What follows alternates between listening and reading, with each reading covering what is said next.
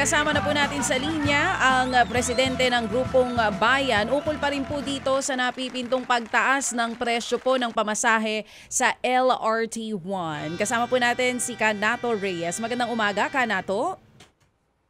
Hello, magandang umaga. Kasama nga po ang inyong grupong bayan sa mga naimbitahan sa mangyayari po na pag-uusap mamaya kasama po ang iba pang stakeholders ukol po dito sa pagtataas ng presyo ng LRT1. Halaga po. Opo, pero ano nga po ba ang stand ng grupong bayan? Well, syempre mariing tinututulan ng bayan itong panibagong pagtataas ng singil sa pasahe ng LRT. Ang LRT po kasi ngayon, bagamat pag may-ari ng gobyerno yan ay operated ng isang private consortium, yung LRMC. At sila po, ayon sa kanilang kontrata na pinirmahan noong panahon ng 2014 under ni Secretary Jun Abaya, ay ginagarantiyahan na magkaroon ng pagtataas ng singil sa pasahe every 2 years. No? They are guaranteed a 10% increase sa pasahe kada 2 taon.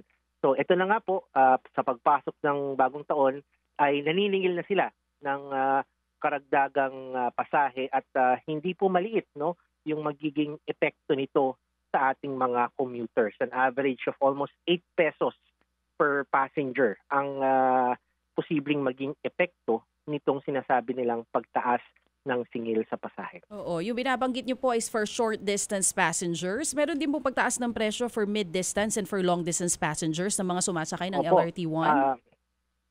Siyempre po, sa pagtungtong mo pa lang sa tren, yung minimum fare, siyempre tataas na po yan. Po. No? Tapos sa bawat distansya nga po, may kaukulang pagtaas. So yung pinakamalayo pong distansya, yung dulo-dulo, kunyari sa Sukat hanggang sa Roosevelt, dito sa Quezon City, yung dating minimum fare, kung single journey ticket yan, 45 pesos, magiging 60 pesos na. So 15 pesos po yung itataas ng biyahe na dulo-dulo. So, sa stored value ticket naman, bahagyang mas mababa, 43 pesos ngayon, yung dulo-dulo, magiging 58 pesos.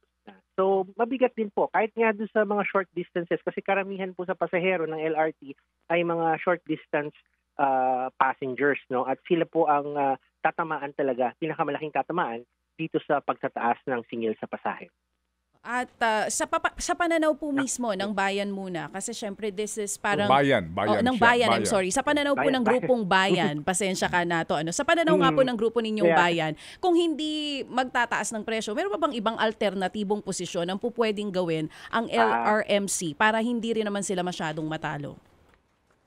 Well, ganito po ang sinasaad sa kontrata at ito nga po ay kakaiba.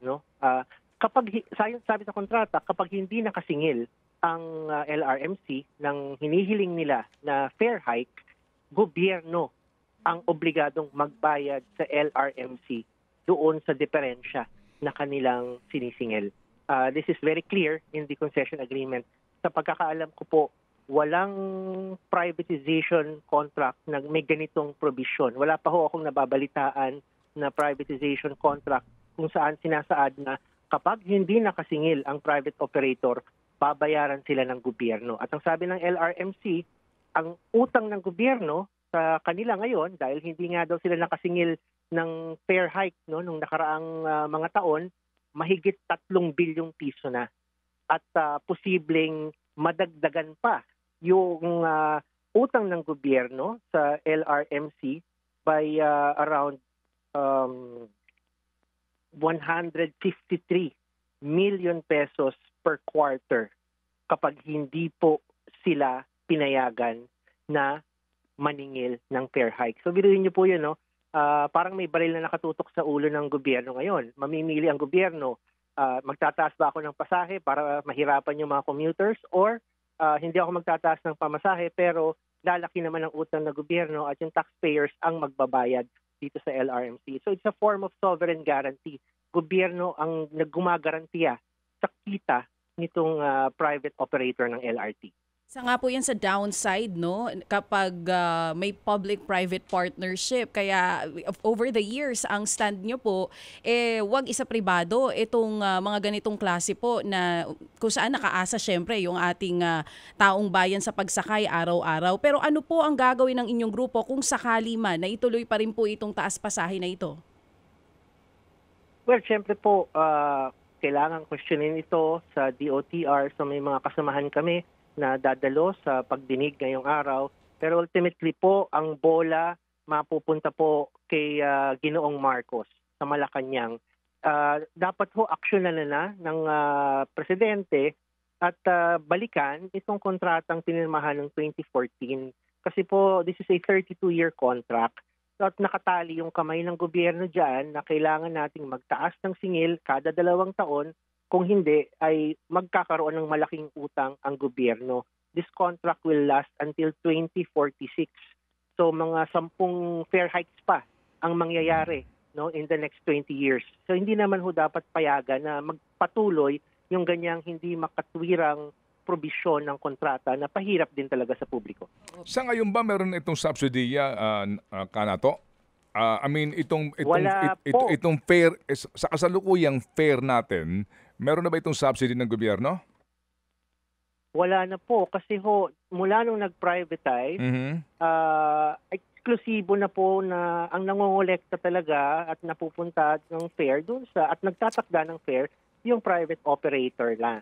Hindi na po sangkot ang gobyerno, wala siyang inaambag, wala rin naman siyang kinukubra doon sa fare na sinisingil po ng LRMC. Iba po yan sa MRT3 na sinasabi daw na may subsidyo pa ang gobyerno para ho medyo maibaba yung singil sa pasahe. Kasi nga, sa pagkakaalala ko, dati-rate, para hindi ganun kalaki ang impact sa mga mananakay, sa working class, no?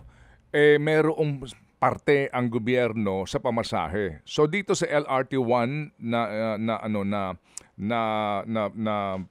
uri ng template nito, wala talaga. Sa MRT3 meron pa. Meron pa po kasi sa MRT3 po, gobyerno po ang nag-ooperate at pwedeng magtakda ng singil sa pasahe at meron pang binabayad, no, o subsidyo na masasabi doon sa mga commuters ng MRT3. Pero itong ang LRT1, mula nang sinapribado yung operations niya noong 2014, 2015, tuluyan na talagang naging negosyo ang pagpapatakbo niyan. Okay, sige. So sa ngayon, kumbaga, lumalabas nga, no? Well, sa MRT3 kasi, yan ngayon ay iniaalok ng gobyerno, di ba, sa pribadong sektor, right? Iniaalok ngayon yan eh. Oo. So, doon din pupunta yan. Doon din pupunta yan eventually nga kasi, well, tama po. Ganun naman talaga ang gobyerno, no? Dito nga sa mga, sa basic, sa mga essential para sa kapakanan ng ating mga kababayan, laging sinasa pribado. Sige, so dito ngayon sa hearing na ito, Nato, tingin mo ba, sa mga nagdaang hearing din ng DOTR sa gantong fair petition, may effect ba ang inyong protesta? Nababawasan ba yung proposal ng proponent? Well, alam niyo po, yung hearings po, hindi naman po talagang masasabing totoong hearings yan. Parang lang going through the motions. Alam niyo ho, yun, yung compliance lang na para masabi na, napagsalita natin itong mga kontra, okay na. Pero at the end of the day, tingin ko, i-approve pa rin nila itong singil na ito. Kasi nga ho, mukhang ang gobyerno, ang kanilang pag-iisip, nakatali ang kamay natin dito. Kasi pumirma tayo ng kontrata na ginagarantihan natin yung pagtataas ng singil sa pasahe. Kaya ang pangangalampag po dito dapat sa presidente mismo na iparamdam sa Pangulo na ang taas-taas ng inflation, ang baba ng sahod, taas lahat ng presyo, tapos tataas pa yung pasahe. Bakit hindi nila gawa ng aksyon? Bakit hindi nila pigilan? At bakit hindi balikan yung kontrata na kini-question nga natin na ito lang po ang may ganyang provision. Sa lahat po ng privatization deals na nakita namin, ito lang po ang linaw-linaw po yung sovereign guarantee na binigay sa LRMC. Okay, so ngayon, naalala ko, ito ba'y ipinanik na ninyo sa Supreme Court na kontrata? Ito nga, yung dati pa natin pinag-uusapan about 10 years ago? Opo. In fact, pending po sa Supreme Court hanggang ngayon. Hanggang ngayon? Yung petisyon. Opo, hanggang ngayon. Mhm. Yung petisyon na kine-question yung constitutionality ng isang kontrata nga na nagbibigay ng Sovereign guarantee or ginagarantiyahan ng kita. Ginagarantiyahan ng kita ng isang pribadong kumpanya. Oh, I remember kasi Pending nga, pa po. I remember ginawan din namin nga ito ng report kasi naalala ko pati yung pati yung repairs dati dito bago ibigay doon sa private concessionaire, yung mga repairs na ginawa dito sinagot pa ng gobyerno muna eh. Tama po. Yes, oo. O sige. So, Kanato, nananawagan kayo sa presidente kasi nga maaari niya naman pakialaman ito eh. Definitely no itong isyung ito. Kung sakasakali pwede bang yung hinihinging aumento kagaya nga ng binanggit mo, wala pa namang desisyon Supreme Court, isubsidiya muna ng gobyerno. Akuin muna ng gobyerno. At least, 'di ba? At least kahit papaano hindi mag-uumento sa pangkaraniwang working class sa dinami-dami ng winawaldas na pera ng gobyerno, ay kahit papaano ito na ang maging ambag nila sa working class. Pwede ba 'yon? O ayaw din ng ganon? Maaari po 'yon dahil sa kontrata nga po, no, kapag hindi daw nakasingil ng increase, ganoon talagang mangyayari. Gobyerno talagang magbabayad. Kaya nga. Siyempre, ang irereklamo naman ng ibang mga kababayan natin dyan, bakit pinapapasan sa lahat ng taxpayers nga yung kita nitong LRMC. So, magkakaproblema din po tayo in the long run kapag gano'n ang mangyayari kasi malulubog sa utang yung gobyerno. Well, yung nga din pong isang kaisipan, di ba?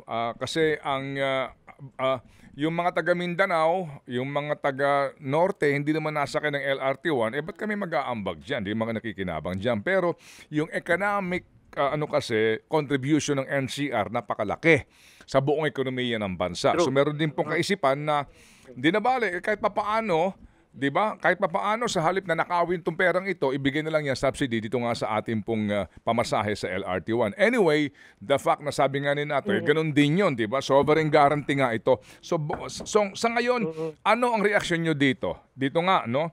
Yung presyo ng bigas, ang kanilang solusyon hindi habulin yung dahilan ng pag-taas ng presyo per kilo kung hindi magkaroon ng price cap, no?